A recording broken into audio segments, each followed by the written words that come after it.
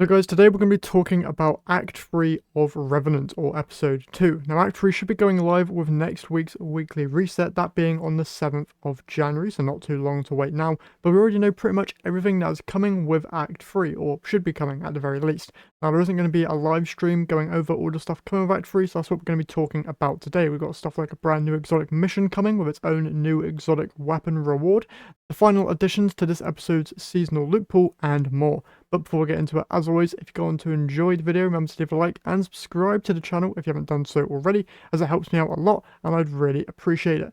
But with that said, let's talk Revenant Act 3. So let's first talk about some of these smaller updates coming with Act 3. Obviously, with every act, we've gotten brand new additions to the Season Pass, and that's no different here. Within Act 3, we'll be able to unlock ranks from 150 all the way up to 200. So all these rewards that you're seeing here on screen will be available for you to earn. Now, one thing you can do currently within the game is save some of your seasonal challenges in order to then immediately turn those in when Act 3 goes live to get a head start on claiming some of these rewards. Because some of these rewards are going to be quite helpful for you, like Ascendant Shards, Ascendant Alloys, Bright Dust in case you want to get anything from the Eververse store, and also these hidden items are most likely going to be some of the brand new weapons coming with Act 3 as well. So some very good stuff to be claimed from the Season Pass, and these seasonal challenges are pretty easy, so just save some of these and you'll be getting a head start there, which is amazing.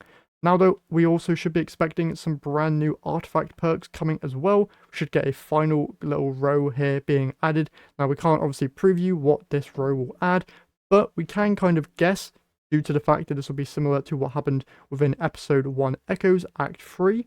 So when that act dropped, we actually got some artifact perks focused around the brand new exotic weapon that came with the exotic mission that released during that episode, during that act even. And because we are getting another new exotic mission within Revenant Act 3, I'm assuming that the perks coming with the artifact within Act 3 will be focused around the exotic weapon coming, that being Slayer's Fang. So let's go and talk about that thing right now. So during the Act 2 developer live stream, which I'm going to be throwing up here on screen now, they actually did show gameplay of this weapon because they aren't doing an Act 3 stream, so they won't have time to show this thing off. And thanks to a The Game post, which I will have linked in the description, we have a full breakdown of its perks and catalysts that we can expect to see this thing have. So its first two perks are Nightsworn Sight and Heart Piercer.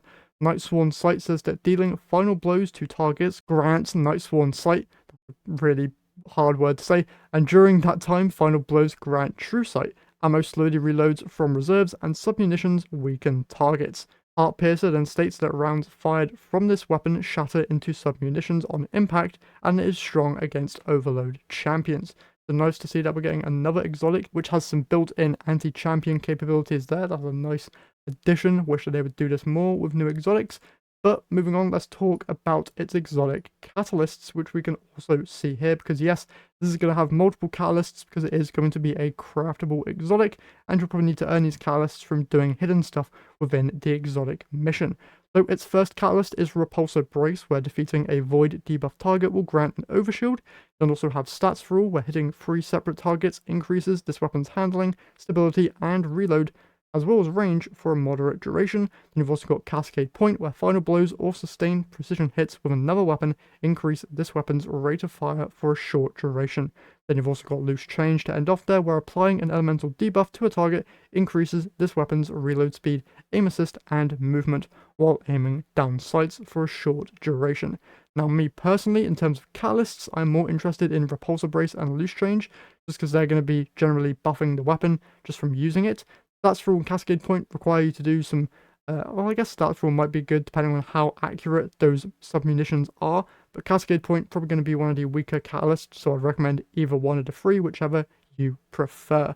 And one other thing to note about this exotic is that similar to Choir of One, if you haven't done the previous act's story, that being Revenant Act 1 and Revenant Act 2's story, you probably won't be able to get access to this weapon because you're probably going to be time gated behind the story steps. So I'd highly recommend getting the previous act's story quests done, so then you can immediately jump into Act 3 and then get your hands on this weapon. Now, if you don't care about the weapon or the story in general, you should still be able to just access the exotic mission, but if you want the gun, you'll have to go through and do the previous act's story, so it's very much worth going and doing that. Now though, let's talk about the other two weapons coming within Act 3, those being supposedly Red Tape and Heretic's Favour. There might be another one coming, but these are the only two that I could find within light.gg. So Red Tape here is a stasis lightweight frame scout rifle. Looks really cool, has a great name, and has some pretty alright perks on it. First off, you have Rhyme Stealer and Headstone there, which is easily going to be a very good option for you to go for. But then you've also got things like Demolitionist and Explosive Rounds, as well as One for All, which can also be a great option for you. And then for Heretic's Favour, this is a aggressive frame stasis rocket launcher, which can come with chill clip, so very good option there if you're looking for a chill clip rocket launcher to be dealing some of that shatter damage. But in terms of other DPS options, it does have explosive light and even bipod and maybe frenzy and vorpal as well to be some pretty okay options, but due to it not having bait and switch, it is going to fall off compared to other rocket launchers very, very easily, but it's an alright weapon. Pairing chill clip with either field prep or autoloading holster, or field prep and autoloading holster with explosive light could be quite good, and it does also have slide shot there as well, so if you're a sliding addict, you can use this to great effect.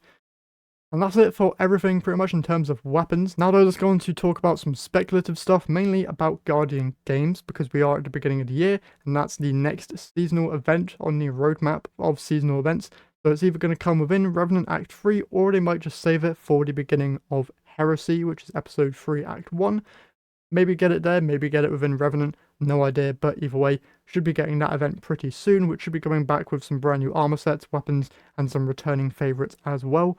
Don't know if they're going to be changing things up, I doubt it, to be honest. Probably going to be similar to last year's or this year's even. Nope, this video comes out 2025, so last year's holiday events. Not really expecting any of those to change until we get to the next set of expansions, which are going to be coming out in the summer and winter of 2025. So if you're expecting some changes within Guardian games, do not, because it's probably not going to change all that much. Maybe you'll get the skimmer back, because I believe that was first added in last year's Guardian games. So you should be able to get that as well. Maybe even they add a new one, but I have no idea. And of course, with us getting closer and closer to the end of Revenant, we'll then be jumping into Heresy, or Episode 3, which will have us be diving back to the Dreadnought and going into more Hive-themed story elements, and then that will lead into Codename Apollo and Codename Behemoth, the next two expansions.